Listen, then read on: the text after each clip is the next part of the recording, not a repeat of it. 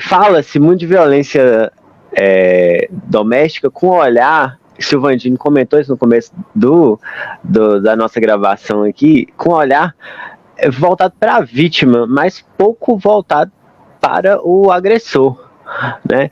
De fato, compreender esse tipo de violência com o olhar voltado para o agressor, ele colabora em que sentido, em que forma? Por que é importante compreender nessa perspectiva que vocês estão trazendo aí?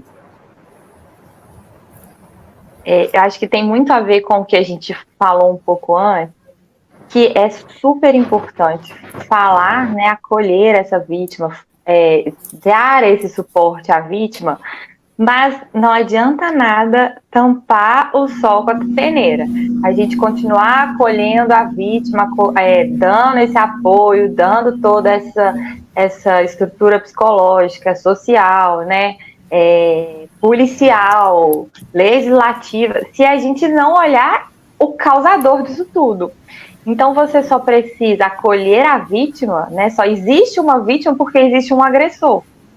Então, qual é a importância de ter esse olhar para o agressor? Não é de concordar com esse agressor, não é de concordar com esse comportamento, mas é de entender isso e trabalhar nas causas, para que é muito melhor você trabalhar de forma preventiva ou trabalhar na causa do que você trabalhar lá no final. É como se fosse assim, pensar de forma anterior ao fato. Então, por que é importante falar com esse agressor?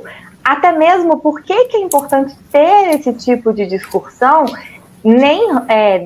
entre os homens. Aconteceu um fato recente de um programa de televisão que deu até uma certa repercussão de que um homem, ele teve um tipo de comportamento e aí outros homens ali falaram, cara, isso não foi legal o que você fez, olha o que você falou, você está desrespeitando a mulher.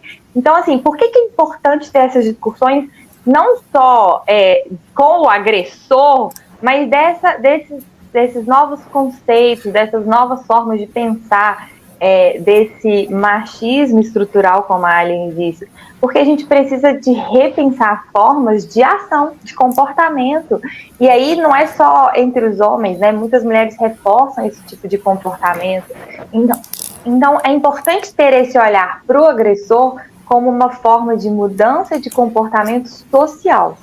E aí a gente está falando de um trabalho que não é imediato, né, que é uma coisa de mudança de percepção, mas é importante ter essa forma de trabalho, de atuação, para que isso não se perpetue continuamente.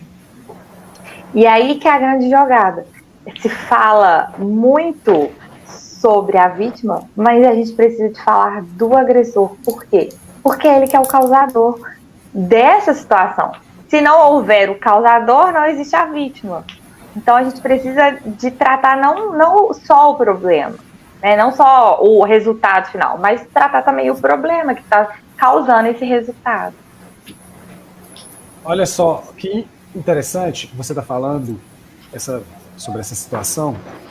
Veja bem, você olha todo o contexto, todas as discussões que tem, sobretudo em grupos progressistas, acerca da questão da criminalidade como um todo e como que as estruturas sociais acabaram por conduzir as comunidades,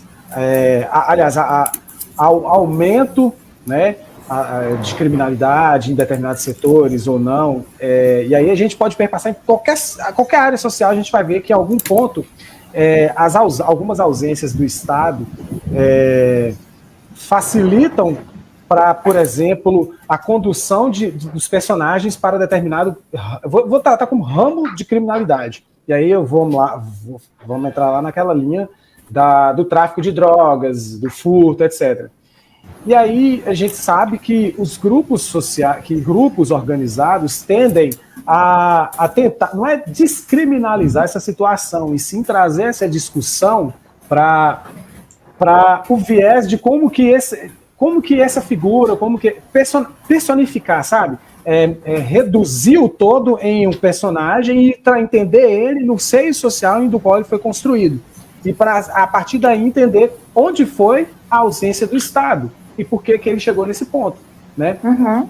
Vocês, quando trazem esse pensamento, falam, peraí, vocês estão simplesmente fazendo assim, olha, beleza, a discussão, sobretudo, e aí eu volto a dizer, eu não sei qual a linha